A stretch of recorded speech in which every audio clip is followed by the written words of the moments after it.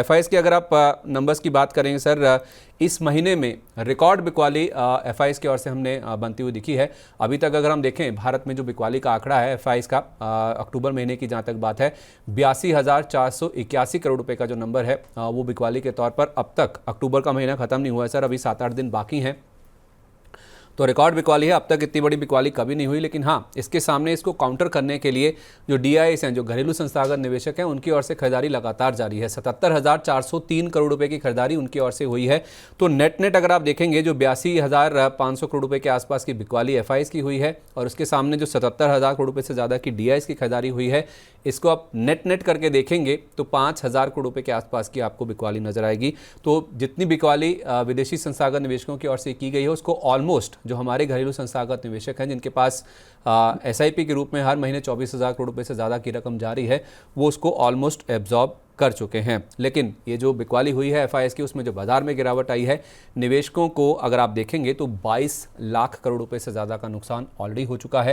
ये नंबर्स आपके सामने है कि इस महीने किस तरह से एफआईएस की ओर से जो बिकवाली है वो होती हुई नजर आई है। 1 अक्टूबर से आपके सामने ये नंबर्स आते हुए दिख रहे हैं, लगातार चलते रहेंगे ये नंबर्स आपके सामने कि किस तरह से उन्होंने बिकवाली करी है। जो नंबर 82,000 करोड़ रुपए से ज़्यादा का इस महीने में पहुंचता हुआ दिखा है, जो कि एक महीने की अब तक अगर आप देखेंगे तो एफआईएस की ओर से रिकॉर्ड बिकवाली का नंबर देखने को मिल रहा है। सर, ये जो बिकवाली का नंबर हम देख रहे हैं, जो विदेशी बेच रहे हैं, इसको आप कैसे रीड कर रहे हैं सर? आपको क्या लगता है कि इसका मेन रीज़न क्या है? एफआईएस आखिर क्यों खफा है इंडियन मार्केट से? वैल्यूएशन को लेकर कंसर्न है या फिर पैसा कहीं और डाइवर्ट हो रहा है? नहीं, देखिए दो कंसर्न है। तो दूसरा पैसा अदर कंट्रीज में जैसे जैसे थोड़ा थोड़ा जहाँ पे उनको वैल्यूएशन कंफर्ट है वहां पे भी थोड़ा शिफ्ट हो रहा है। दूसरा कंफर्ट ये है कि भी उनके खुद के जो डोमेस्टिक एफआई के रीजन है, तो वो कहीं ना कहीं पे थोड़े से वहां पे अच्छे हालात अच्छे नहीं है, तो कहीं ना कहीं पे वो पैसा अपना वापस घर के अंदर ले रहे हैं। और पिछले कुछ टाइम से हमारे अपने डेमोस्टिक के अंदर एक चल रहा था कि भी मार्केट को जो है रिटेल ड्राइवन मार्केट है, तो एफआई की प्रेसेंस जो है किसको वैसी फील नहीं हो रही थी। तो जैसे जैसे अपन ने बीच में देखा था, एफआई ने एक से 10-15 दिन में 50,000 करोड़ की बाइंग भी वैसे ही की थी, एग्रेसिव बाइंग के बाद में एक एग्रेसिव सेलिंग का भी नंबर अपने को देखने को मिला। तो एफआई ने अपना प्रेसेंस जो है एक मार्केट में अच्छा खासा प्रेसेंस भी अपने को दिखाया है। तो ये नंबर्स जो है वो कहीं ना कहीं पे थोड़े से सरप्राइजिंग सबके लिए जरूर है, लेकिन जब एग्रेसिव बाइंग हुई थी तब हमारा एक्सपेक्टेशन वैसा था कि ये एग्रेसिव बाइंग जिस हिसाब से कर रहे हैं, कहीं ना कहीं पे ये वापस वैसी भी सेलिंग जनरेट होगी। और वैल्यूएशन वाइज भी जो है एक एक्स्ट्रा ऑर्डिनरी जब बढ़ जाता है तो उसके बाद में एक एक्स्ट्रा ऑर्डिनरी वापस से मार्केट के अंदर फेस भी चलता है। अब यहाँ पे होता क्या है कि भाई अगर एग्रेसिव सेलिंग एफआई की आती है तो रिटेल का कॉन्फिडेंस लूज हो जाता है। और मीनवाइल जो डीआई भी बाइंग करेंगे तो एक स्टेगर्ड मैनर्स में मार्केट को सपोर्ट करेंगे। तो वहां पे एक जो रिटेल इन्वेस्टर है उनका थोड़ा सा कॉन्फिडेंस यहाँ पे एक लूज होता हुआ दिख रहा है। आप देखेंगे तो मिड कैप स्मॉल कैप के अंदर रिटेल का कॉन्फिडेंस काफी लूज हो गया है। हम्म। वैल्यूएशन वाइज कंफर्ट की बात करें तो काफी सारे स्टॉक्स जो है वो वैल्यूएशन का कंफर्ट है, लेकिन फिर भी वहां से एक अच्छे खासे डाउन चले। और कहीं ना कहीं पे थोड़ा सा इन्फ्लेशन का डेटा है, या जो अभी फिलहाल बैंकिंग के जो नंबर्स आ रहे हैं हम्म। वो थोड़े से वैसे इंकरेजिंग नहीं रहे। लेकिन हालांकि नंबर इतने खराब नहीं है, लेकिन मार्केट की पिटाई जो है वो कुछ हद तक ज्यादा हो चुकी है। तो हो सकता है कि अभी ये एफआई की सेलिंग है, शायद हो सकता है 1-2 दिन में वापस से ये अब यहाँ पे स्टॉप होनी चाहिए, क्योंकि करीब करीब आप देखोगे तो 90,000 करोड़ की सेलिंग के करीब करीब डेटा आ चुके हैं। अगर आप सितंबर से देखेंगे तो 1 लाख करोड़ तक की सेलिंग के डेटा आ चुके हैं, और वो मेरे हिसाब से अब तक के सबसे हाईएस्ट डेटा है। तो ये डेटा कहीं ना कहीं पे अभी हो सकता है कि थोड़े अभी ये एक वापस से कूल डाउन होना चाहिए, यहाँ पे कहीं ना कहीं मार्केट रोकना चाहिए। टेक्निकल वे में भी अगर देखें तो 24,450 का एक स्ट्रॉन्ग सपोर्ट मार्केट के अंदर है, उसके बाद में एक 24,250 का लेवल है।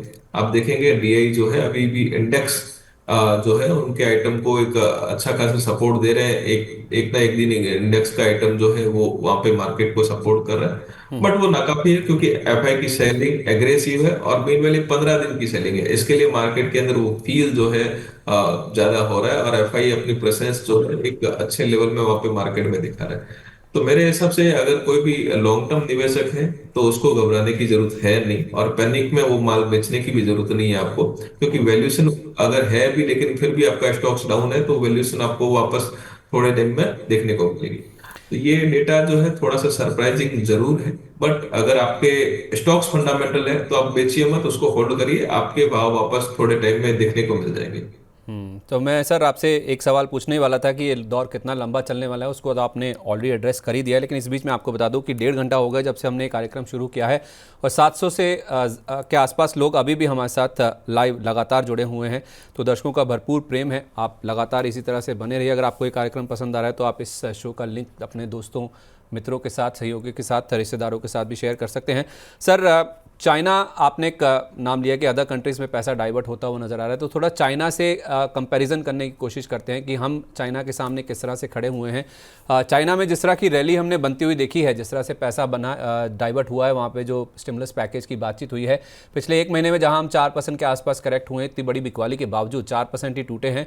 चाइना उसके सामने आप देखिए जो पैसा डाइवर्ट हुआ है 20% से ज़्यादा चला है, लेकिन उसके बावजूद भी आप देखिए 20% चलने के बाद भी उनका जो वैल्यूशन है वो हमारे मुकाबले अगर आप देखेंगे तो काफ़ी सस्ता आपको यहाँ पे नज़र आएगा। हमारे यहाँ पे रेट कट नहीं हुए हैं, चाइना में ऑलरेडी हम देख रहे हैं कि इसकी जो शुरुआत है वो हो चुकी है।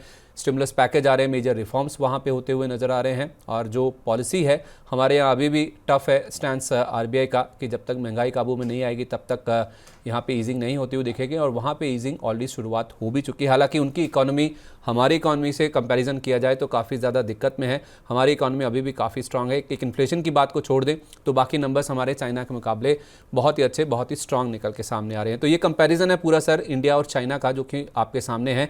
तो वैल्यूएशन वाइज देखा जाए तो हम अभी भी उनसे आगे हैं, उनसे महंगे हैं। तो क्या यही दिक्कत है जिस वजह से एफआईएस यहाँ से पैसा निकाल के वहाँ जा रहे हैं, या फिर प्रॉफिट बुकिंग हो रही है सिंपल? नहीं, देखिए दो रीजन है, एक तो वैल्यूएशन वाला कंफर्ट है, दूसरा प्रॉफिट बुकिंग भी हो रहा है, तीसरा जो है इलेक्शन का जो है, अगर आप देखेंगे यूएस का इलेक्शन जब जब चलता है तब मार्केट के अंदर एक प्रेशर ऑलरेडी बनता है। जो मतलब मैंने काफी टाइम पे मीडिया को एड्रेस भी किया था, प्रिंट मीडिया में भी दिया था, पिछले एक महीने से मैं बोल रहा हूँ कि यूएस के जब जब इलेक्शन रहते हैं तो एक मार्केट में प्रेशर बनता है। और कहीं ना कहीं पे अपने डोमेस्टिक जो इलेक्शन है, महाराष्ट्र का इलेक्शन है, वो भी एक बड़ा फैक्टर है। तो ये इलेक्शन के टाइम पे एक मार्केट में प्रेशर बनता है। बट वैल्यूएशन वाइज कंफर्ट देखेंगे तो शायद मेरे हिसाब से चाइना का मार्केट 9 के पी पे ट्रेड कर रहा था, अब ये कहीं ना कहीं पे आके 14 के पी पे ट्रेड कर रहा है। तो ये कुछ ही दिनों की बात है। और वहां पे जो अभी फिलहाल जो China immediate action day by day ले रहा है, वो कहीं ना कहीं पे एक थोड़े से फास्ट एक्शन है। इसके लिए वहां पे एक मनी मूव जो है, थोड़ा सा एफआई का वहां पे मनी मूव होता दिखेगा। जापान के वैल्यूएशन भी थोड़े थोड़े ठीक ठाक हो गए, तो थोड़ा बहुत शायद वहां पे भी मूव हो सकता है। तो ये एक टाइम साइकिल है। और अब यहाँ पे कहीं ना कहीं पे देखेंगे तो इंडिया की वैल्यूएशन जो है, अब निफ्टी की वैल्यूएशन थोड़ी सी ठीक ठाक है, वैसे महंगी नहीं बोलेंगे। निफ्टी का जो ट्रेड है यही पी पे हमेशा अपन 5 ईयर एवरेज में देखेंगे तो 22-23 के एवरेज पे ही ट्रेड करता है। तो वैल्यूएशन के हिसाब से इंडिया वैसे महंगा नहीं है, लेकिन अगर आप चाइना के मार्केट से कंपेयर करोगे या अदर मार्केट से कंपेयर करोगे तो उसके हिसाब से महंगा जरूर है।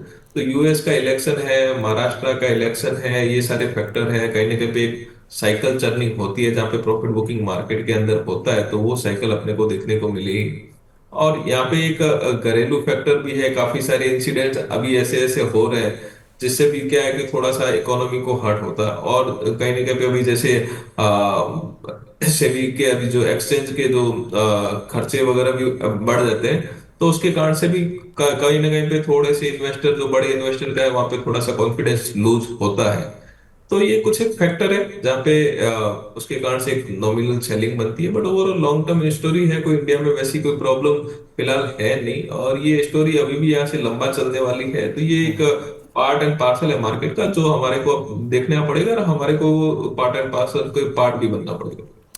लॉन्ग टर्म स्टोरी अभी भी इंटैक्ट है आपने कहा था, लेकिन शॉर्ट टर्म की जो प्रॉब्लम है वो ये है कि जो छोटे मॉड्यूलर स्टॉक्स हैं वो फ्रंटलाइन इंडाइसिस के मुकाबले ज़्यादा गिरते हुए नजर आ रहे हैं। आज ही की आप बात कर लीजिए, mid cap small cap index देखिए 1.5 से 2.5% नीचे है, और हमारे बहुत सारे दर्शक हैं इस चीज़ को लेकर परेशान हैं कि अंडर वैल्यूड स्टॉक भी गिरते हुए नजर आ रहे हैं। मैं अभी एक हमारे दर्शक हैं उनका सवाल पढ़ रहा था, अंबर सिंघा जी, वो कह रहे हैं कि मार्केट और कितना गिरेगा, अंडर वैल्यूड स्टॉक भी गिर रहे हैं। मेरे पास electro steel casting, IOCL, Patel engineering, IDFC first bank है, 8 से 12% तक का लॉस हो रहा है। और कुछ डेटा भी हम आपके सामने रख रहे हैं सर, किस तरह से हमने देखा है कि इंडियन मार्केट्स में जो मार्केट कैप का इरोजन हुआ है, 22 लाख करोड़ रुपए से ज़्यादा ऑलरेडी जो निवेशकों की वेल्थ है उसका इरोजन हो चुका है। ये जो 1 अक्टूबर से लेकर 21 अक्टूबर तक के जो आंकड़े हमने देखे हैं, जो एफआईएस की बिकवाली हुई है, मार्केट केवल 4% गिरा है, लेकिन ओवरऑल आप इरोजन देखिए 22 लाख करोड़ करोड़ रुपए से ज़्यादा का हो चुका है। और उसी वजह से हम देख रहे हैं कि जो mid cap small cap stocks हैं ज़्यादातर लोगों के पोर्टफोलियो में, वो निफ्टी के बनस्पत ज़्यादा गिरते हुए नजर आए, जिस वजह से हम देख रहे हैं कि लॉसेस जो हैं लोगों के पोर्टफोलियो में